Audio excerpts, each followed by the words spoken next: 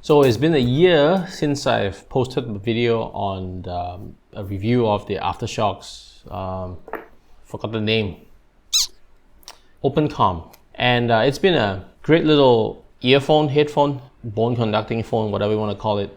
I think it's probably a good idea for me to give a review 1 year on. So the first question that people usually ask is, is this comfortable for long use? Does it work? How do you like it?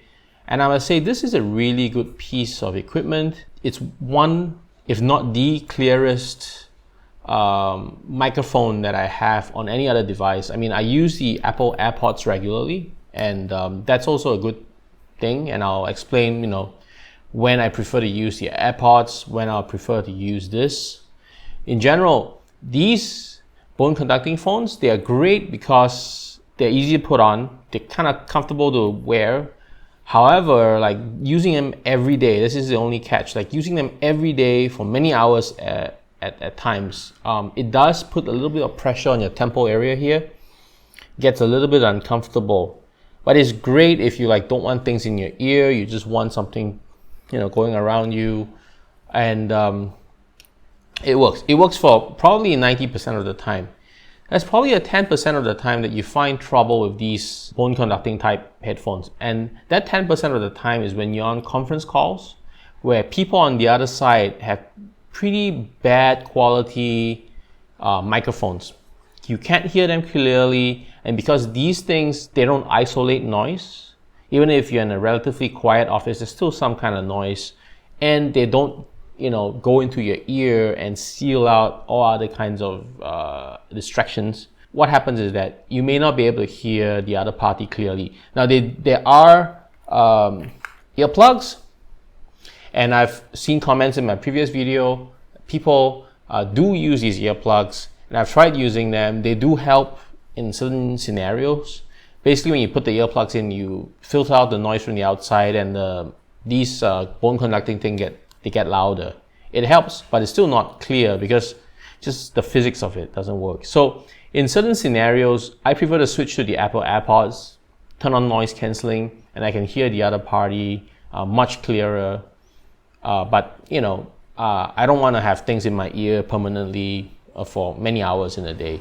So AirPods, only if you need to try to hear people clearly. These, great for most other conversations on your Zoom calls or Teams calls.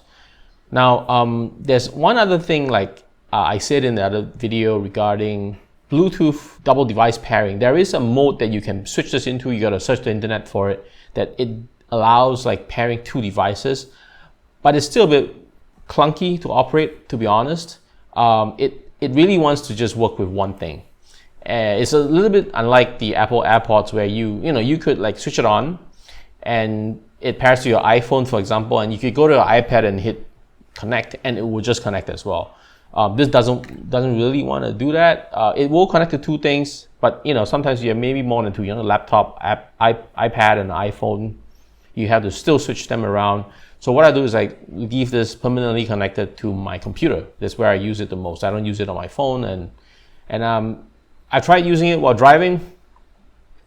It's probably a bad idea driving with these. I don't know if it's illegal where you are to drive with earphones in your ear, but for driving, I much prefer the AirPods just because of the noise cancelling and filters out all the other road noise.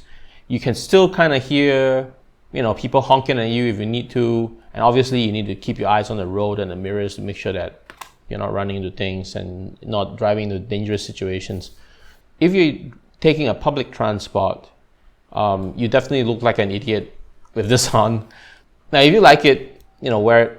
But on the public transport, these are also quite hard to use. Buses and trains are noisy. You have to crank the volume up, which I don't recommend. I actually suffer from tinnitus, whatever that is. It's ringing in the ear. And turning this thing up does aggravate that. So don't turn the volume up too high. And I definitely don't recommend running it at full blast all the time. So on public transport, I still think the noise cancelling earphone like the Apple AirPods Pro, or if you have the over the head kind like a Sony, those are much better use in a public transport situation. The only gripe I have is this charging port. I don't like it. I prefer the one on the other AfterShokz where it's just a USB-C thing. So I don't have to carry around like a proprietary cable. I have this, this magnetic thing and a, USB-A, and I have a MacBook. So I also carry around a USB-C to USB-A converter. So it's not very practical, this thing. Prefer a USB-C charger. I don't know if there's a new one. Maybe I'll look it up later, but yeah.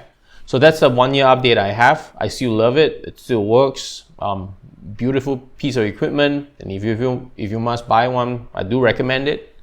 So that's all the updates I have. Thank you for watching.